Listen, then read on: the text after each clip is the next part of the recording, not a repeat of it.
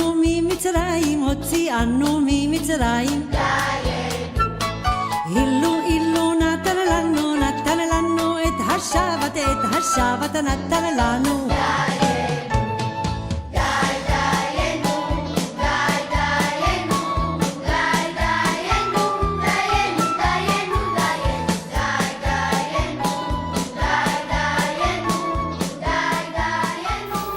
Welcome back to St. Andrews.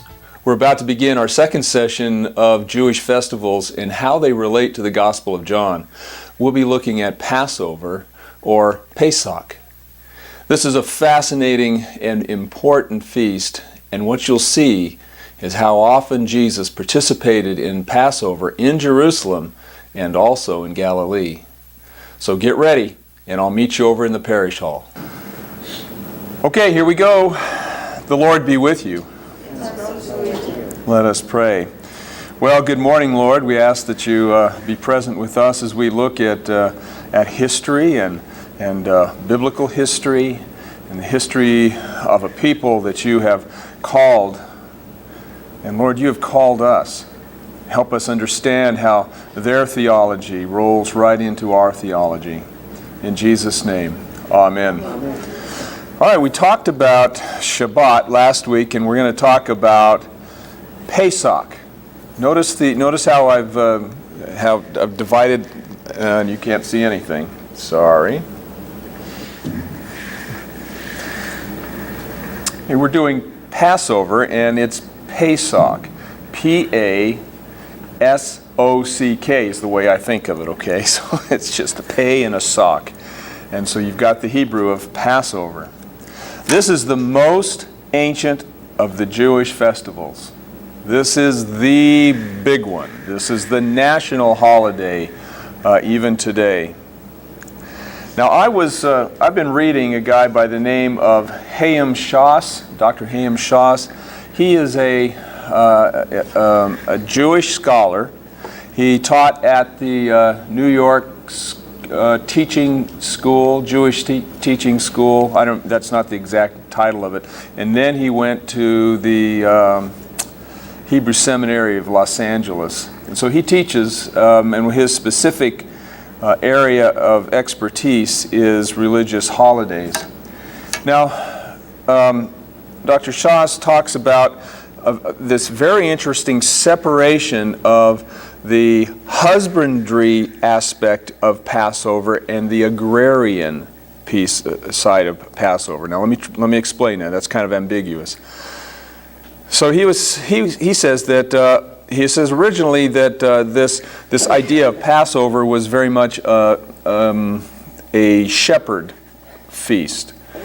And it was a shepherd feast, and they would go and they would roast a lamb and they would eat it. But what's interesting about his description of that is that he was saying that they would eat the meal fast, and they would put blood on the doorposts. And then I started realizing what he's doing is he's trying to tell us that the Old Testament was written much later than biblical history lets on. So what he's trying to explain is how this feast came together. And he says that there are two feasts. There's the feast of shepherds and the feast of farmers. So you have a husbandry and you have an agrarian feast. And that at some point they were brought together into this Passover feast that was focused on both temple and home. Now let me try to put some more meat on that, no pun intended. So the shepherds then have a feast that relates to their own, what they do, and that is raising sheep and goats. Then the agrarians, as Israel became more of an agrarian society, then this agrarian element of celebration or feast came together, and that had to do with bread and vegetables and that kind of stuff. So, and fruit. The coming together of the feast has two important components to it that eventually seem to meld into one. So on the 14th day of Nisan is the month of March and April, there would be the roasting of the lamb or the goat. Then on 15 Nisan, the day later, would be the Seder meal, which focused on the bread and the vegetables and the fruit. Now, eventually that comes together into one celebration on one day, even though the celebration of Passover became a 7-day celebration. There was a meat and Seder component to that first day of Passover. Okay? Now, it's almost easier and makes more sense just to follow the biblical timeline and the biblical history of what Passover is than trying to find the ancient celebrations that were turned into this religious holiday. So I think you probably know my heart on that.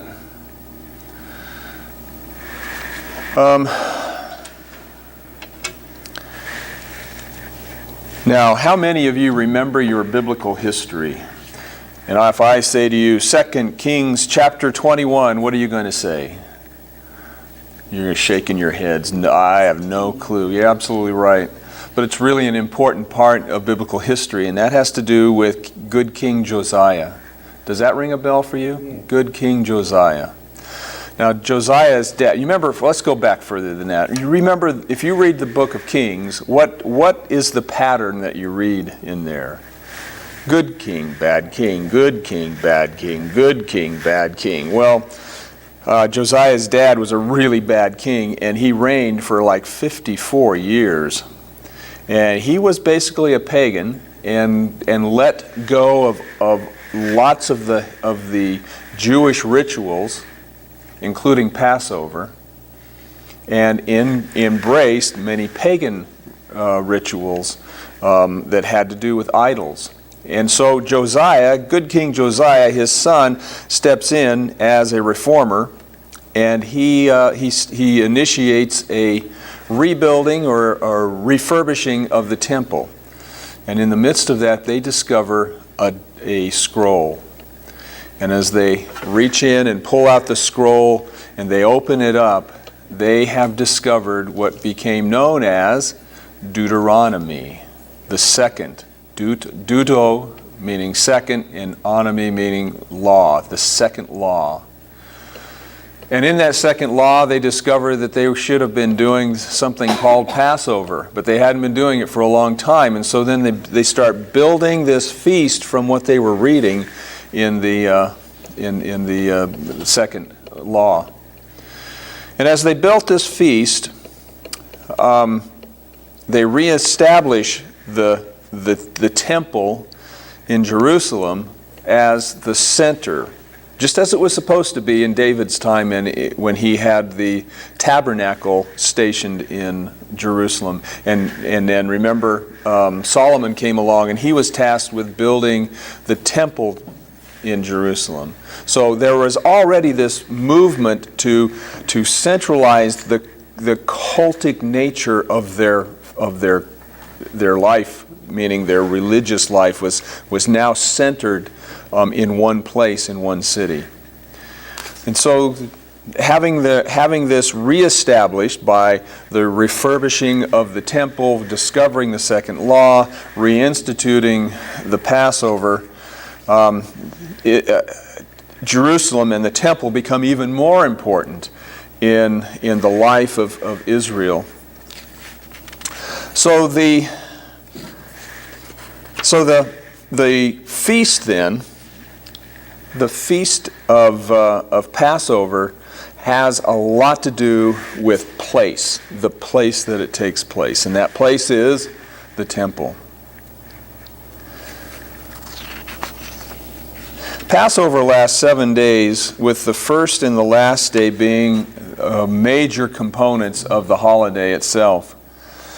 Now, in Orthodox and conservative communities, no work is permitted to be done with most of the same rules as apply to Sabbath or Shabbat. So we went through that last week, and so you have a feel for the rules and regulations that go with honoring God on a day of rest. And so these two components, these 2 days in the Passover week are real important, and Shabbat rules apply.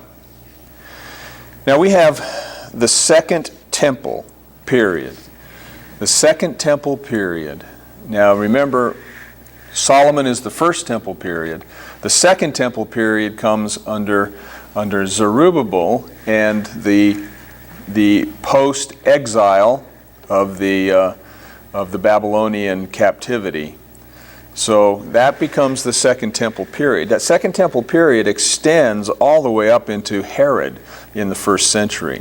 Now remember, Herod took the Zerubbabel temple, which was not anything very impressive, and he turned it into something magnificent. I mean, putting 40, 50 years of labor into this temple and money, and it was a significant piece of architecture by the time of the first century A.D., by the time of Jesus. Now let me talk to you a little bit about Second Temple period and the Passover. Pesach. You have two elements, as I spoke before. You have a temple element to Passover, and you have a home element to Passover.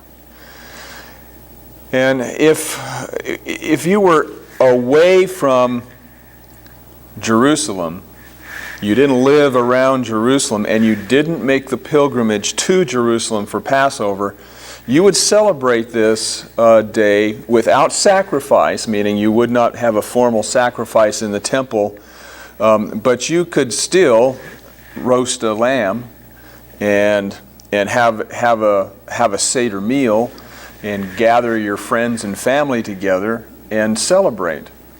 But it was like Shabbat in that it was a home experience. It was in the family.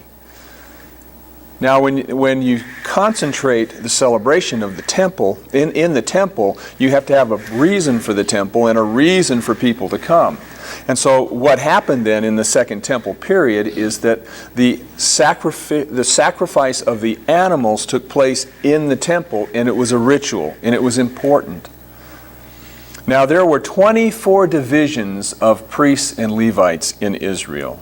24 divisions. Now, I don't know what that number is, but you can imagine it's a pretty big number. Everybody was on duty during Passover.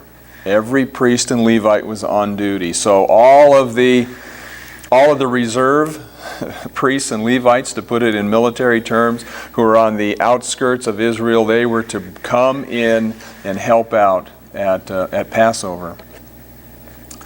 So let me talk to you a little bit about what happens in mourning. Actually, we need to back up. If we don't get this piece of information down, you won't quite understand the intensity of this celebration. So by the first century, scholars think that Jerusalem held 100,000 people. That's pretty blasted big, in my opinion. Those of you who have been to Israel with me, you know, man, those streets of the old city are pretty narrow. It's also speculated that when the pilgrims came in from all over the known world, by the way, for this feast, that Jerusalem's population exploded to 200,000 people. And one of the miracles that spoken of in literature is that the miracle that every pilgrim had a place to sleep when they came for Passover. that meant that the 100,000 who lived there opened their homes to all of these pilgrims who came in. It was important that everybody had a place to stay and a place to sleep, and that also meant a family or a group to have their Passover meal with. So there's all kinds of reasons for why you needed to have a place to stay. So this is huge. You can imagine what it looks like in Jerusalem. Let's think about it. So you've got 100,000 people. You've got another 100,000 people coming in. Every street, supposedly, or they speculate, was lined with vendors. And you would have one street that was lined with silver and jewelers. You'd have another one that's lined with wool combers, those who prepare, tanners who prepare wool. Now, it wouldn't be a tanner, but they prepare the quality of the wool. They would get all the stuff out of the wool. Then you would have the leather workers on another road, and you would have the Mesopotamian spices on another road, because the spices were really important in the meal, the Passover meal. And so they were special. And then you would have the fish road, all the fish that were brought down from the Sea of Galilee and other places, maybe the Mediterranean, I'm not sure. So you can imagine how you can imagine it's the balloon fiesta. You know, I mean, it's there's a lot of people and a lot of things to do and a lot of vendors making money at this place. And then you have another section, which is the sheep gate, and it's close to the temple, and this is where the herds of cattle coming, or sheep and goats are coming in from outside of Jerusalem. So you've got all this humanity lined on the streets, and all this humanity moving through the streets, trying to get things done. For example, a pilgrim put on his or her best sandals for the pilgrimage to Jerusalem, and along the way rips out one of the some of the leather of that. So they go to a leather shop vendor along the way, and that guy is working hard to get that leather back into shape for that pilgrim. So life is going on, and it's really busy, and it's bustling, and it's loud. And then if you get close to the sheep gate, it's really loud, because you've got all kinds of you got the animals with all of that they bring to this also. So that's the picture of Jerusalem in let's say 1st century or Second Temple period. Now it's Friday morning. Let's say it's Friday morning. The high priest goes to one of the colonnades of the temple, and on the wall of the colonnade of the temple, he places 2 loaves of bread. Now, how people can see 2 loaves of bread on that massive structure, I have no idea, but this is what Dr. Schoss says. Then, as long as there's 2 loaves of bread on that temple, you can eat as much bread as you want at home. The moment the high priest comes and removes, or this could be a priest or a Levite, whoever it's delegated to, removes one of the loaves of bread, then then everybody knows that they've got to get all of the sourdough out of the house. They've got to get all of that leaven out. And they put it out in front of their doors. Then, when the last loaf of bread is removed from the wall, everyone knows it's time to burn the leaven. Now, I saw a modern day picture of a guy burning the leaven, and he had a huge flame blower shooter, and he was burning up that. But think about it. At some point, every household is burning this sourdough. I can imagine what the scent of that might be. There for a while it's really good, and then it's burned, and then it's probably not such a nice scent. But you can imagine all of the people and all the humanity and all the activities that are going on at that time. Now it's afternoon, and it's mid-afternoon, and what happens is that a male from the family. Now, you also need to know that that Passover meals must be eaten with a minimum of 10 people per household. And the reason for that is that you have to eat the animal in whole, all of it, and you need as many mouths as possible to make that happen. If you have, and apparently, according to Dr. Shaws, there were some groups that could have 100 people in. And if you're going to have one lamb or a goat, that's only going to be one morsel per person. And so then they would have something that is called the Haggadah. The Haggadah. And you can just do it H-A-G-I-G-A-H. Haggadah. Now the Haggadah is an added animal to the feast. It's not the sacrificial animal. It's an added animal to make sure everybody gets enough meat. Okay? So the Haggadah is not a sacrificial one, but it's the one that's prepared on the spit with the other one. But that's just to ensure that there's enough food for everyone in the larger groups that gather. All right, now let's get to midday. Midday, the man from the family would grab a lamb or would grab a goat, whatever that is that they're going to use for that Passover meal, place upon his shoulders and go to the temple. Now the temple is going to be divided up so that when the men come in with their animal to sacrifice, they come in lines. So there's lots of lines. And at the end of each line is a priest and a Levite. So one of the reasons why you have 24 divisions of Levites and priests there is that everybody's got a job to do. And so they do their ritual jobs in terms of the sacrifice, but the priest doesn't cut the throat of the animal. The person who brings it has to do that. And then drains the blood, and then places the animal back on his shoulders, and then he runs back home as quickly as he can. Because the point is, you gotta get the animal on the spit as soon as possible. So we've got three, they speculate that there were three, I'll just do it in terms of division. 3 divisions of people, of men.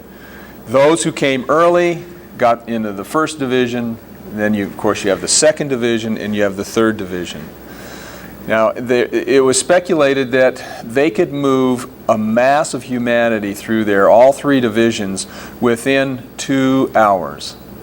So they didn't mess around. Everyone was in line. They came in one after another. They did what they had to do, and they got out of there. And as soon as that first division was done, they opened the doors, and the second division of people came in their lines and went through all of this.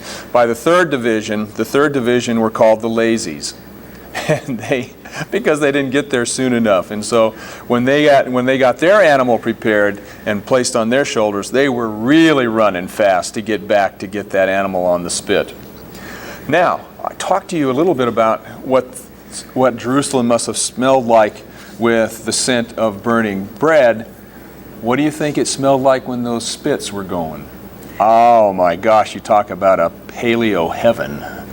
It was all kinds of meat. Now, what do you think the temple smelled like? It was bad. So as soon as the third division was done of people coming in, the Levites and priests shut the doors, gave nobody access in there, and what do? They had to clean that place, and they had to clean it quickly, and that's a lot of blood. Now there were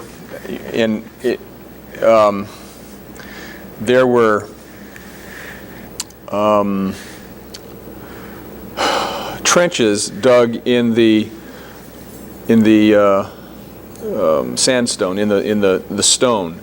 which helped to try to get it out of the temple. But nevertheless, it was still a messy job. So they're cleaning as quickly as possible.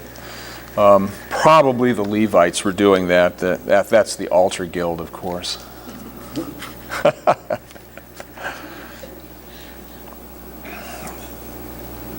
So now we have the celebration, and the celebration begins.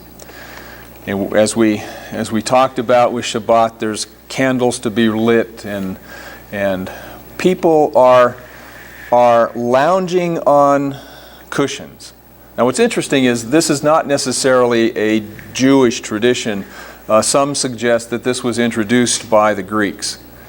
And so the lounging around the table, you would lounge on your left arm and reach with your right arm to the table to take to pour the wine or water, and then to have your food right there. Now, there are a couple of ways of looking at this. One of the things that people said is that, or scholars said that the meat would be brought out, and there would be some vegetables with that. And so the first part of the celebration, with your first glass of wine and some meat and the vegetables. But the second part of the evening has to do with yet another cup of wine, and there are 4 cups of wine that are poured and blessed and drunk in the celebration. The second cup of wine is when a child says to the head of the celebration, the head of the household, what is so important about this night? And then they begin the rehearsal of salvation history. That is the Exodus, their time in Egypt and the Exodus. And each and every Passover is not something that is done in past tense, it's done in present tense. Because each and every Passover, even today, is present tense, our exit from slavery. So it's put in the context of current, that they are experiencing it in each and every Passover, even today. So you have veggies dipped in salt water and flat, dry crackers that are called matzah, and bitter herbs, often horseradish without additives, and lettuce dipped in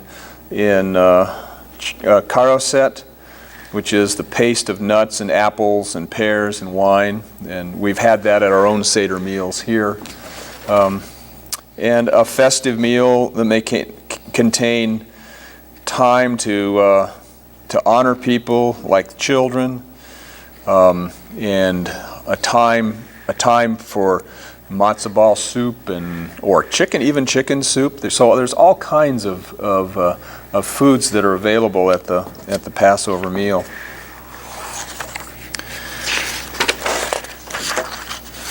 Okay.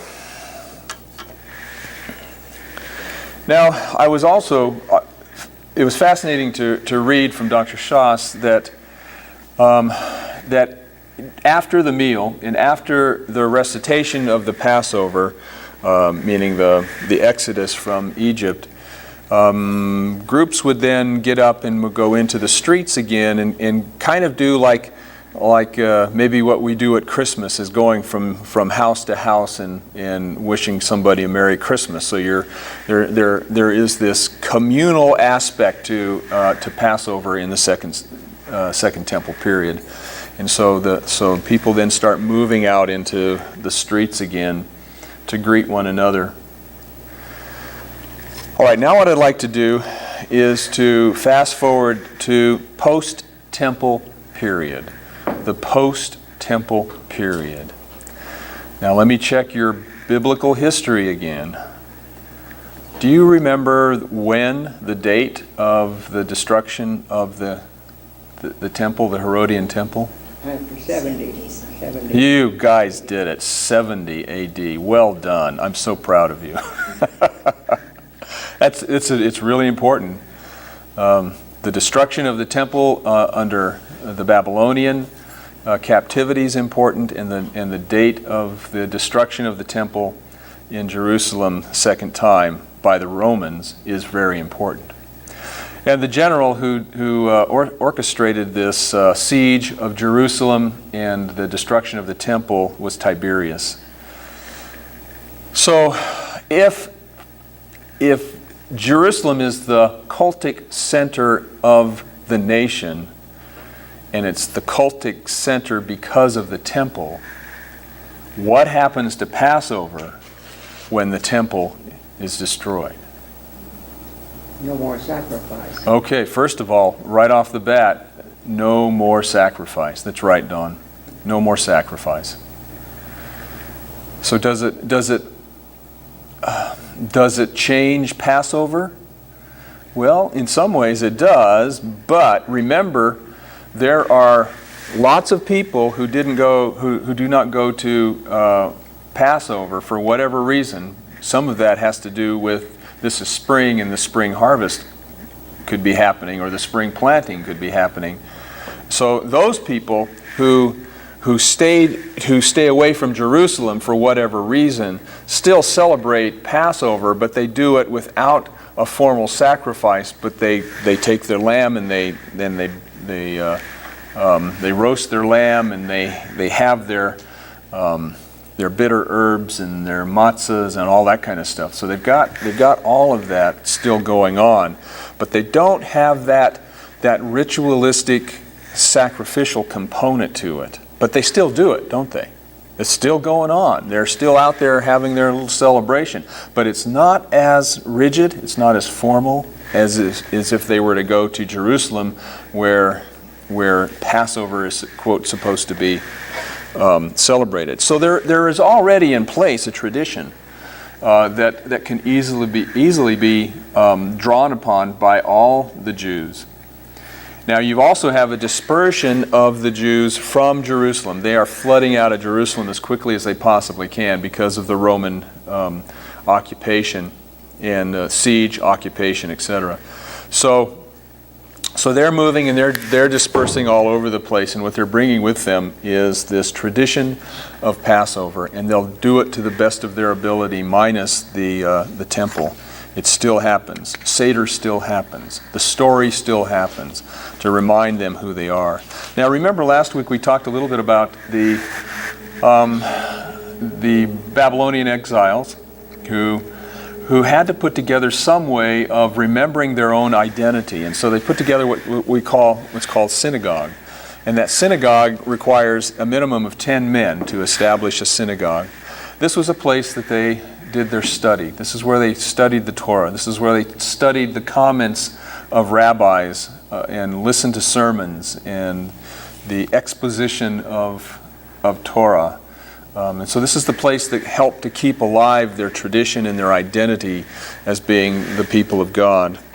And so synagogue then is useful as the temple is eliminated. So synagogue then steps up as an important focal point of the identity of the Jews, and even for Passover.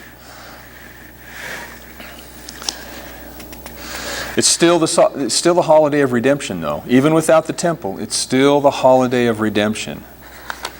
Now, instead of when they say Egypt during the first century, what they have in the back of their mind is Rome. And when they talk about Pharaoh, what they have in the back of their mind is Caesar. And so they are looking for an exodus from that occupation, from that slavery now under Rome. And I use that in quotation marks because it's different than the Babylonians.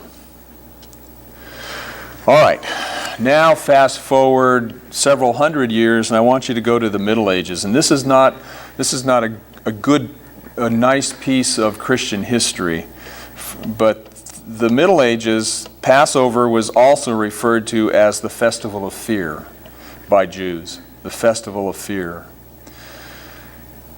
Because there was an increasing tension between Christians and Jews.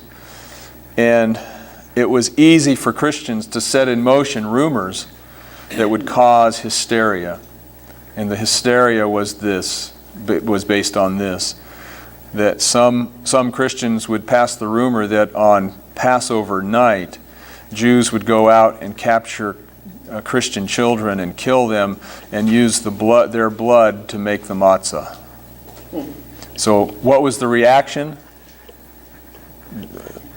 Many Jews would die on Passover, and thus the festival of fear. So that's a black time in European history, and it's a black time on Christian history. Many Jews died on Pesach. In medieval Spain, there were Jews, or Moors, they were called, who were from Spain or Portugal, and they professed conversion to Christianity to avoid persecution, but did their best to maintain the Jewish holidays. But they had to do it carefully.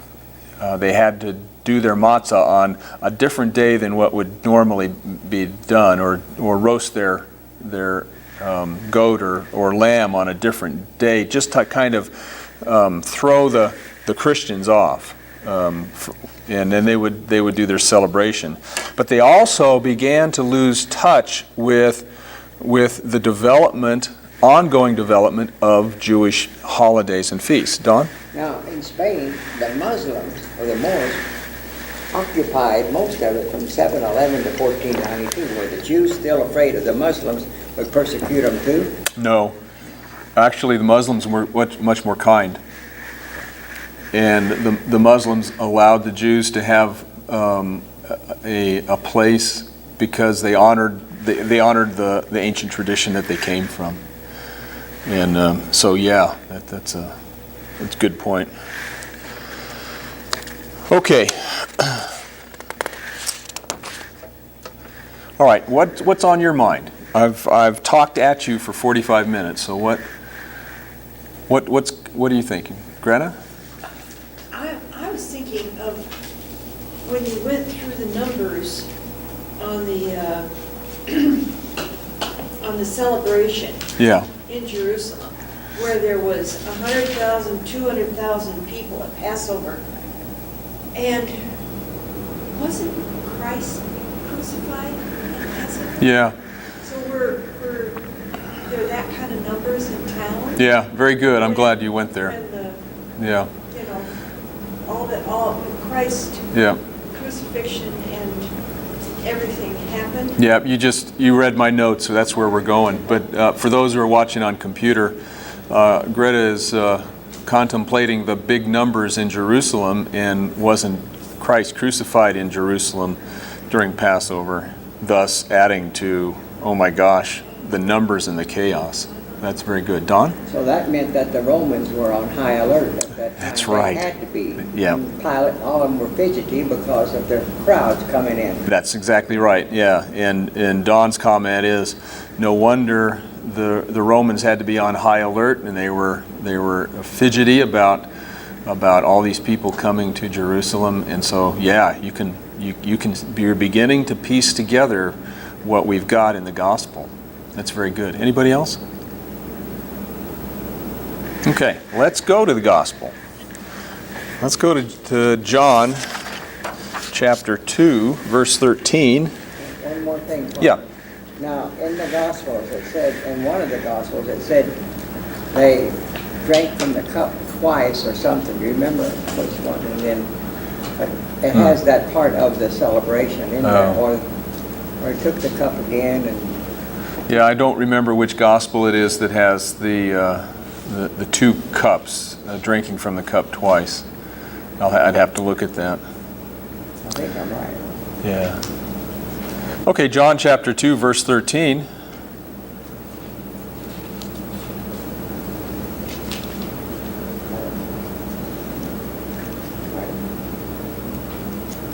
And this is just, we'll do chapter 2, verse 13 and verse 23.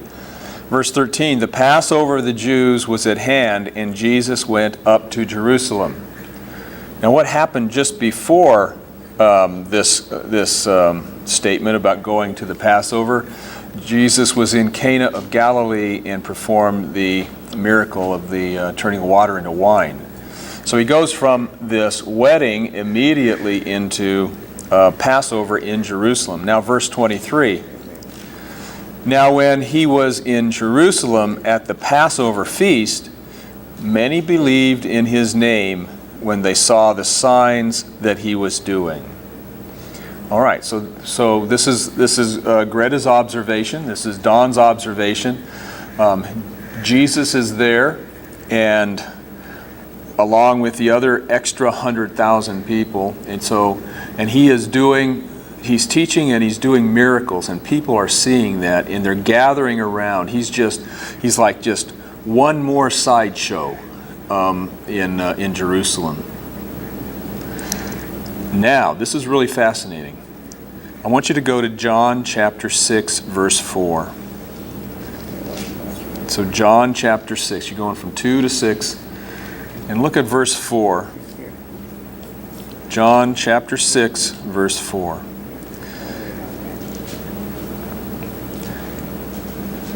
Now the Passover, the feast of the Jews, was at hand. That's all. Now where is Jesus in chapter 6? Do you know? Oh, this is the miracle. Yeah, this is The 5,000. This is the feeding of the 5,000, plus all the other miraculous things that take place in John chapter 6. Where is he located? He's in Galilee, isn't he? He's in Galilee. So in chapter 2, he goes to the feast in Jerusalem. In John chapter 6, he stays in Galilee for the Passover. Fascinating. We talked about this last night, and I want you to really take this to heart. If you read John chapter 6, 6 is packed full of Moses kinds of things that Jesus does. And one of the big ones is the feeding of the 5,000. Moses provided manna. Jesus provides bread in excess. And so what Jesus is doing in John chapter 6 is saying, hey, you guys are waiting for the big kahuna Moses to come back? Well, you got Moses plus in me. But look at the timing, and look at the culture. All these people on Passover day, I'm assuming this is probably Friday, they have gone out to listen to Jesus. They've gone out to be taught by Jesus all day long. And it's Passover. So what does Jesus say to his disciples? Hey, how are we going to feed these people? And the disciples say, I don't know. That's a good question, Lord. I don't know what the answer is. And he says, well, we're going to gather what you've got. And then the miracle takes place. And it's in the breaking of the bread at the feeding of the 5,000 that we have this incredible statement, a foreshadowing of what's to come in John chapter 19, and the rest of the Gospels is the Last Supper. But he's utilizing a very simple service. It's not strictly. I mean, they don't have any lamb there. All they've got is fish. They have some bread, but they don't have lettuce and bitter herbs or anything like that. But they celebrate right there on the eve of the Passover. So it tells you the looseness of Passover on the outskirts of Israel. And it also tells you Jesus was taking every opportunity to utilize Passover as a statement about who he is. I am the bread. So he supersedes the past. I mean, this is showing he's greater now. Yeah, exactly. Don is saying, he supersedes now. He's showing that he is greater than the Passover and greater than Moses. Yeah, absolutely. Does that make sense? I mean, can you wrap your mind around? We've got within 6 chapters of John, we've had 2 Passovers. John chapter 2, John chapter 6 is a second Passover. The second Passover is the more home-style, agrarian Passover. It's not highly stylized in any way. It's very simple. In fact, it doesn't even have all the components. But doesn't seem to be a big deal, because the big deal is about, as Don says, this is who I am. And he uses that setting to make that statement. Then we go to John chapter 11. Now things we start turning the heat up when it comes to Passover, because now Jesus is on his way back to Jerusalem. John chapter 11, verse 55. Just one verse.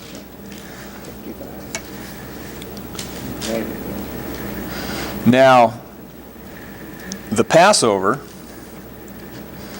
of the Jews was at hand, and many went up from country to Jerusalem before the Passover to purify themselves. So it's not the Passover yet, but people are moving that direction, and Jesus is moving that direction also.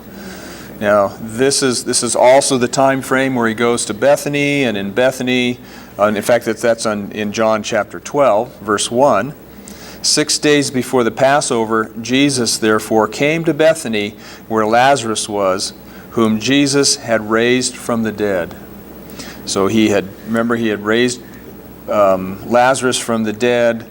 That's when the religious authorities had started to plot against Jesus to kill him. He's back at Bethany 6 days before the Passover. Then John chapter 13, verse 1. Now before the feast of the Passover, when Jesus knew that his hour had come, he departed out of this world to the Father, having loved his own who were in the world. He loved them to the end. Okay, so this is moving closer and closer to the feast of the Passover. Then John chapter 18, verse 28.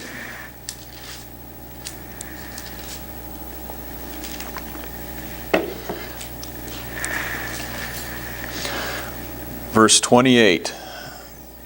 Then they led Jesus from the house of Caiaphas to the governor's headquarters. It was early morning. They themselves did not enter the governor's headquarters, so that they would not be defiled, but could eat the Passover. So, what day is this? Friday. It's Friday. Yeah, it's Friday. Yeah. They don't want to miss the feast, so they're being very careful. They don't step on Gentile territory. Then in verse 39, but you have a custom that I should release one man for you at the Passover.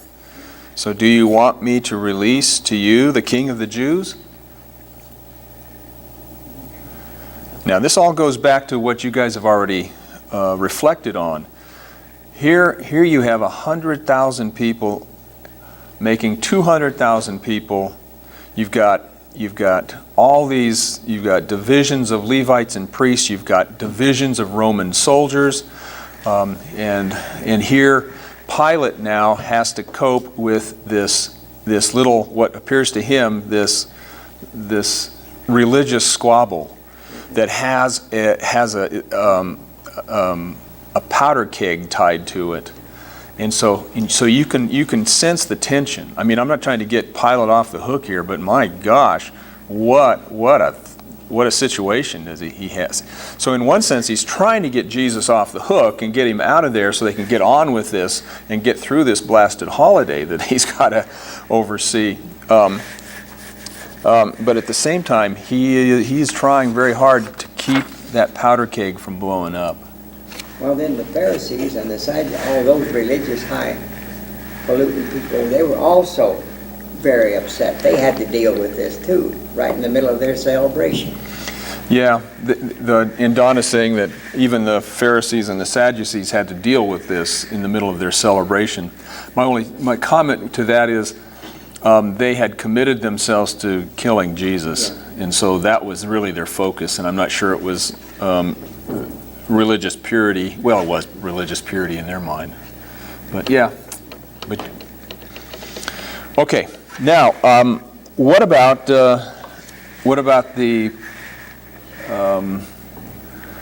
Jesus's Passover meal in the upper room?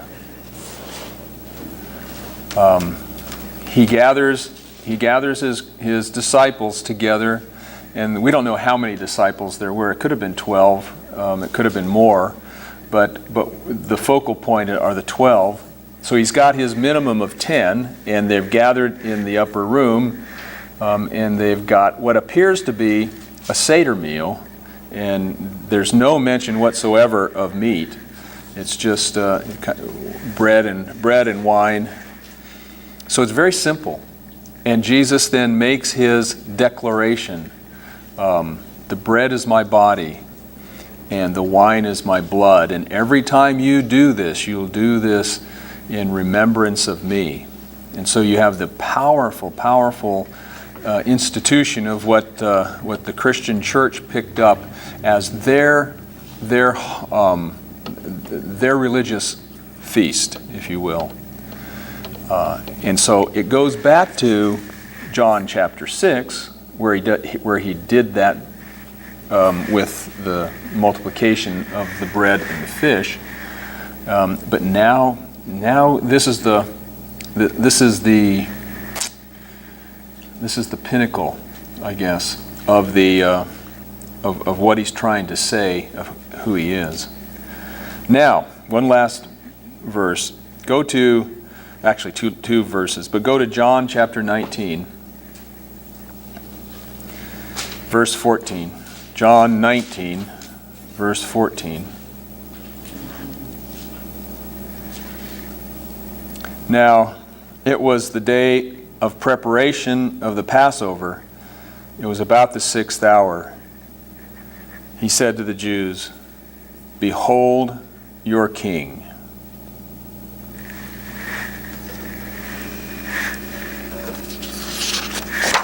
Now, let me go back here to pick up something else. The Gospel of John says that in chapter 19, verses 31 through 42, that Christ's burial was the high day. Do you see that? I think it's in verse 31. Don, can you read that? It's verse 31, chapter 19. Since it was the day of preparation, the Jews did not want the bodies left on the cross during the Sabbath, especially because that Sabbath was a day of great solemnity. Okay. Now that's translated, great solemnity, as in Don's translation, is also translated as high day or high Sabbath. Okay. Now, why that designator? What I'm piecing together, and I could be wrong on this, okay, but what I'm piecing together is that that Passover does not always happen on a Friday, Saturday. Passover can happen on a Thursday, Friday, or a Wednesday, Thursday. You know, I mean, it can happen during the middle of the week. In fact, I think this year Passover lands on a Thursday. But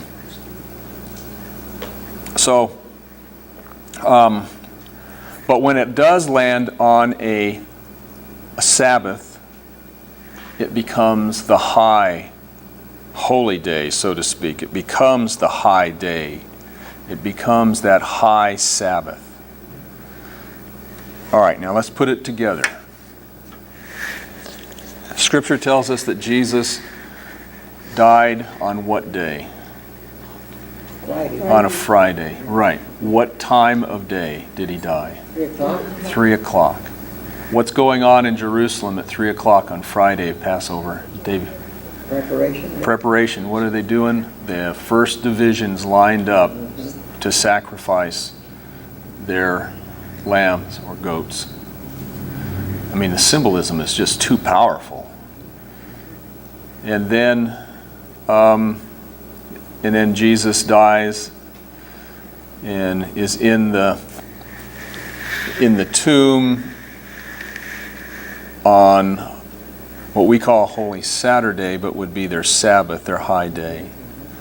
So then the resurrection happens after that, but it's still the Passover meal. I mean, it's still the Passover when he resurrects on Sunday. Thus, Sunday for us becomes our worship day, not because we don't believe that Genesis is right and that the end of the week is a week of rest. Our emphasis is that worship has to do with the one who resurrected on the first day of the week. Okay, now think about the feast days as you read the Gospel of John. We're going to find out next week another feast day that is absolutely, utterly fascinating. And you'll see in that feast day, Sukkot, that Jesus makes some powerful statements about himself in context of that celebration or that feast day also. So I just want you to get to understand, if you understand the background of the feast, you begin to understand just how powerful Jesus' statements are about himself. You begin to understand the life and the rhythm of a people, and how Jesus utilizes that life and that rhythm, that religious rhythm, to make incredible statements. Okay. Any other comments, reflections? They had to take these bodies down, prepare them, and bury them, the 3 bodies, before sundown, right? That's right. They had to take the bodies down off the crosses and put them somewhere, or have them prepared in time. So, yeah. Okay, anything else? All right. Well, Lord, thank you for your word, and thank you for the opportunity to dig in. I pray, Lord, that what we have found is accurate, and that our conclusions are conclusions that are worthy. In Jesus' name, amen. Amen.